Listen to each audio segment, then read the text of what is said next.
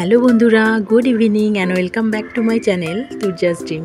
কেমন আছো তোমরা সবাই? অনেক দিন পর চলে এলাম আজ আবার একটি বড় ভ্লগ নিয়ে।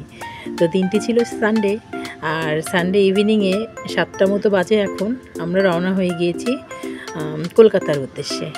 আর কলকাতায় তোমরা জানোই, এর আগেও আমি গিয়েছিলাম। আমরা ট্রেনেই সাধারণত যাই, তো টিকিট কোনোভাবেই কনফার্ম হয়নি, তো বাধ্য হয়ে বাসের টিকিট কাটা হয়েছে। তো বাসের রাইড খুব কমই হয়, আমি মানে সেই জার্নিটা নিতে পারি না, মানে আমার প্রবলেম হয়, ভমিটিং প্রবলেম হয়। তো বাধ্য হয়ে বাসের টিকিটই করা হয়েছে, তো সেখানেই যাচ্ছি। তো শিলিগুড়িতে থাকি যেহেতু, তো জংশনে থেকেই বাস ছাড়বে, তো সেখানকার জন্যেই আমরা যাচ্ছি। আর এটা হচ্ছে 2 মাস আগের ভিডিও যেহেতু, তো ছট পূজার পরে পরে সব কিছু, একটা রাস্তাঘাট কত সুন্দর দেখো, ডেকোরেশন করা, দেখতেও কত ভালো লাগে। সবসময় ফেস্টিভ মুড একটা। সারাদিনে অনেক ব্যস্ততার মধ্যে কাটিয়ে সন্ধ্যার মধ্যে রেডি হয়ে নিতে পেরেছি। তো চলে এলাম বাসে। তো আমরা যেই বাসটাতে যাচ্ছি সেটা হচ্ছে ইজি রাইড। ফার্স্ট টাইম এখানকার এক্সপিরিয়েন্স আমি তোমাদের সাথে শেয়ার করব।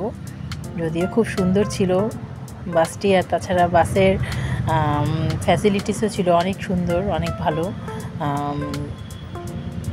1500 টাকা করেছিল এক একজনের টিকিট। আমি তোমাদেরকে জাস্ট ইনফরমেশনগুলো দিচ্ছি।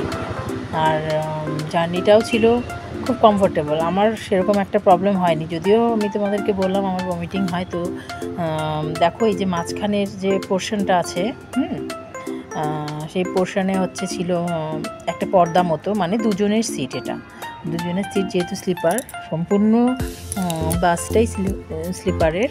তো উপরে আমরা যেহেতু আছি, মাঝখানে একটা পর্দার মতো, এই যে দুজনের সিট, আমি আর আমার ছেলে আছি ওখানে। তুর্য, এই যে তুর্য যেখানে হাত দিয়েছে, এখানেই আছে হচ্ছে টিভির কন্ট্রোল, রিমোট কন্ট্রোল। আর হচ্ছে ওখানেই এসিরও ব্যবস্থা আছে। কেউ চাইলে দুজনের জন্য আলাদা এসির, মানে ওখানেই আছে, মানে মিনি ফ্যানগুলো।